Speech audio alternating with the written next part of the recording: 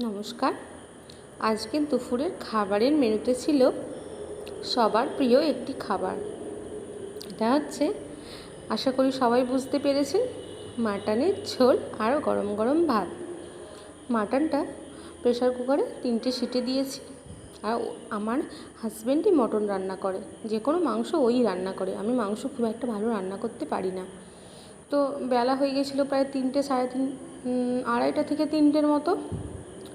তাই পাতলা ঝোল হয়েছিল। আর কালারটা তো সবাই দেখলেন, পুরো লাল হয়েছে। ও কিন্তু খুব ভালো মাংস রান্না করে।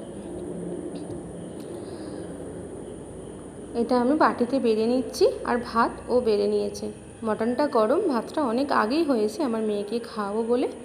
আর মটনটা গরম, তাই গরম গরম মটনের সাথে ভাত এবার খেয়ে নেব। আর পিসগুলো দেখছেন তো, খুব চর্বিও নয়, আবার খুব একদম যে হাড় বা সলিড সবই মিলেমিশে আছে। মাংসটা খুব ভালোও দিয়েছেন দোকানদার।